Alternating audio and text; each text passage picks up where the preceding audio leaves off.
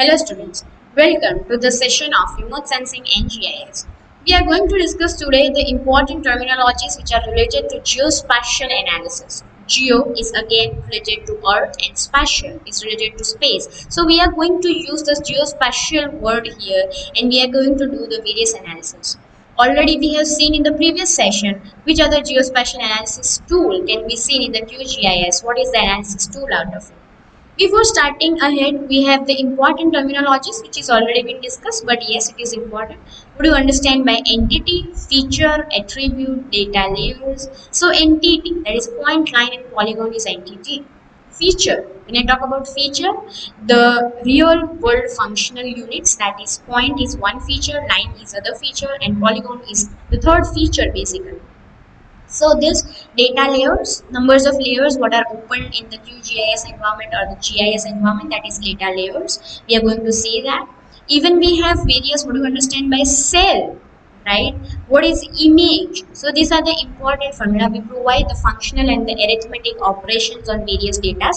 We always provide the functions and operations on the raster data and the vector data. Right, so let's discuss in detail that which are the sources for the spatial data in India. You can see here there are various sources: Survey of India, Forest Survey of India, we have National Remote Sensing Sensor Center, we have the Hydrological Department for it, Central Groundwater Data Commission is there, we have the state settlements for the cadastral data, we have All India Soil Data. These are the sector and segments who provide you the spatial data, and we get the raster data, that is a non-spatial, the image data from the satellite downloading data. These are the firms, the central firms who are working for preparing of the spatial data for country India. Can you see all the sectors are covered in this, and hence we have the digital data for our country which is available also freely to some extent. Now, looking more further towards it, we have a concept of linking spatial data and the attribute data. What is that? You can see here I have identity 1 and 2, what I have shown here. You can see attribute 1 and 2 are shown in the table. I am linking 1 and 2 with the line data, and you can see that ID of spatial data should match the corresponding ID of attribute records. So that one is related to which street name. So that is what is linking of spatial data and attribute name, right? So 1 and 2 is the location. There's a line, so I have to name that. That is the integration between existing attribute database and the special object. So this is how we can link the data. Now this is data in QGIS. You can see here on the very left side is a point, line and the square, which you can see is the vector data which is open. This is the vector data of Ahmedabad city, what you are right now seeing. So this vector data is helpful to do all the analysis. Can you see the green dots? That is a point data. Can you see the red lines? That is a road of Ahmedabad city. Can you see the dark red color line shown around the Ahmedabad region is the SP ring road which is developed right now. So this is a vector data which you can see in the GIS environment. Now we are going to apply a query analysis. You can see here I have opened the query builder tool. That is a calculator, what we say. I have written here Visnagar is equal to I name. I want to see the Visnagar area in, for example, around the Ahmedabad or near the Ahmedabad region. So I have opened the data of village boundary, and then I am showing it. You can see here they have integrated where is Visnagar. Can you see the purple region around it? That is what is Visnagar area. Similarly, you can see that selected feature is somewhere shown like this. You can see the purple color is my selected feature, and the data which is related to it, you can see how many numbers who is having a T name as a Visnagar is shown here in the table. This is the selected query. So this is how you can select a region, a large data, and I want to select a region. That is how I have selected the region using query builder. Now we are going to see the geospatial analysis tools on the spatial data. What is geospatial analysis? You can see here that is vector data query and the raster data query. Vector data query runs on spatial data, proximity, containment, adjacency. You can see the data what I have shown is vector and raster both are open. The yellow color highlighted is the vector data, brown color is vector data, and below that you can see is the raster black and white image is open. Now, this is a tool which is known as vector and raster data overlaying in QGIS. Can you see both things I have opened here, the image also and the vector data also. You can club both data also and you can do the analysis towards it. This is the easiest way to do the analysis with the accuracy.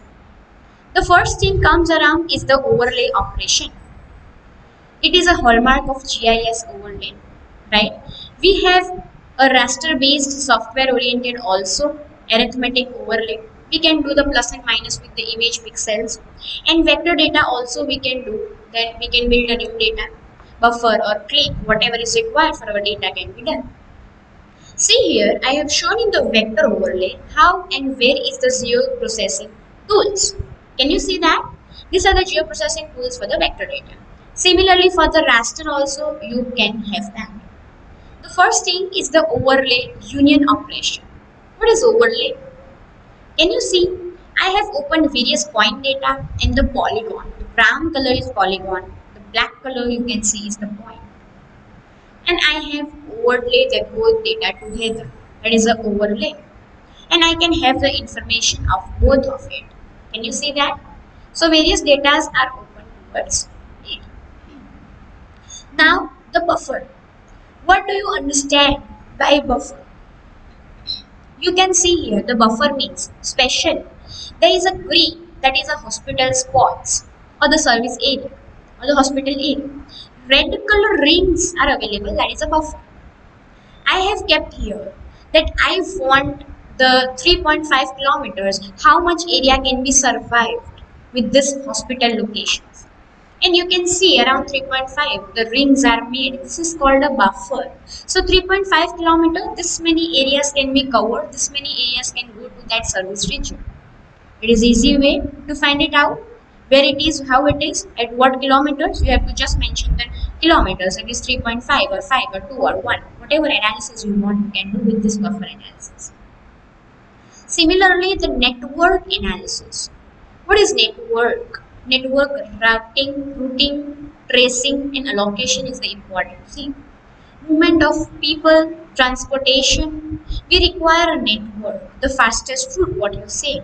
The less time should be required into it, right? So network tracing, find out the specific location, criteria, finding the nearest location, what is required, that is network tracing. What do you understand by network routing? That is optimal path along a linear network possible criteria. The easiest path, the shortest path. What do you understand by network allocation? It deals with the destination portion of network, that how it is, where it is near, the supply should be given. Or if I talk and give you here one example, I have done and shown here the network analysis, which you can see the simple thing. Here accident takes a place. Now I want that ambulance should reach towards that position. So where is the ambulance first of all located? You can see here the ambulance is starting from that green point, that is a hospital of location, and can reach there. What is the minimum time it says? 1.9 kilometers, and it will take only 3 minutes. This is the easiest way. This is how, this is a QGIS, the GIS environment which can give you this network analysis. Similarly, if I do a one click, you can see that where is the nearest hospital that should take towards that. And you can see it is 1.4 kilometer only, and it is only 2 minutes from the location of the accident. This is network analysis. Can you see the backend process of it? All data is first of all saved, made, and then you can do this analysis. The digital data is very much into the requirement of it. So this is network analysis. I guess you can see here the various analysis what I have shown with the maps. Yes, you can see the location. The black color is the route of Ward 1. You can see the proposed new landfill site. So from where data should be collected, where the waste should be given. That is what is the network shown here. right? Sewer problems is again a network analysis only. If I want to find it out the sewer problems, that also can be find it out. Lastly, the very important thing again comes about the data formats. There are various raster and vector data formats. BMP, JPEG is the raster, PNG, right? PSD, PDF, vector is MDB, WDG, DXB. These are the various data formats for a vector and raster. The logical structure used to have information in GIS as it's required a lot. Data encoding. We have analog data also, that is a data which is made on the paper. We have the AutoCAD data and we need to encode that data. We have digital data available, that is remote sensing data. Any other data which is made online is required. So we have tabular data which is analog, encoding is keyboard entry type, map data, remotely sensed data, tabular data. We can do the digital analysis also and the analog analysis both, and we can use that data in our data for QGIS. Assessment of data quality is important. Error, precision, accuracy in base is a very important question. There should be no error when we are preparing a vector data basically. It should be 100% accurate. The more accurate data, the more accurate analysis is possible. Raster data should also be a very accurate data, right? Similarly, we also have the data. You can see here what is precision and accuracy, which is shown here. This is the repeating data errors. Every time the data errors is possible, but it should be a minimal data error. Minimal data preparation error should be there. How we can manage the data errors is a major question. If any entry is missing, this error is especially for the vector data what we are preparing by the digitization, by the tracing of the data from the paper or map or topography sheet anywhere, and that is what is managing of errors is important.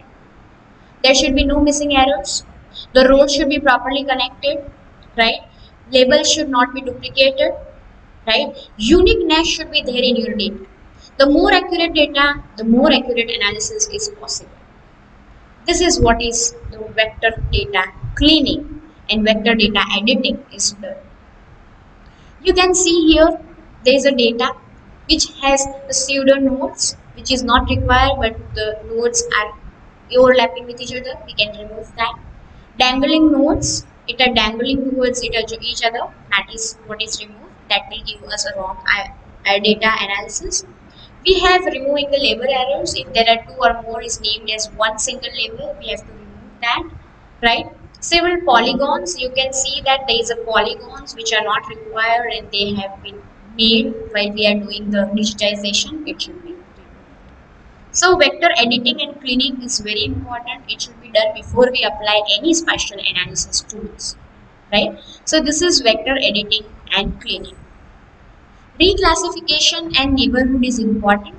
Reclassification is basically if there are numbers of things and I merge it out and I give it one class, this is known as reclassification. Let's see that we assign a new values to the thematic values reports of unit. Basically reclassification on the raster data, it is possible to create new image also. Can you see this? Looking to the image, you can see what is reclassification. There's an old ID, there's a new ID.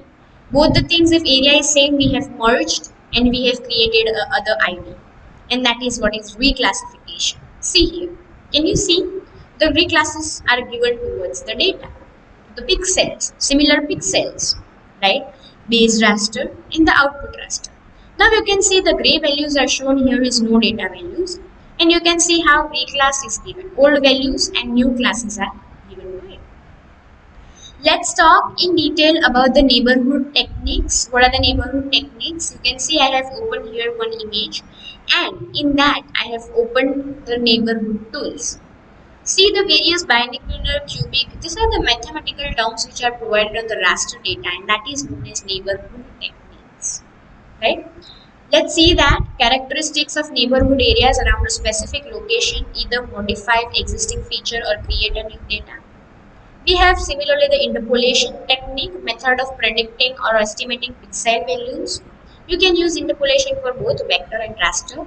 So this is how linear interpolation, inverse distance weightage according to your weightage and requirement. You can change the feature values. You can change the pixel values as and when required.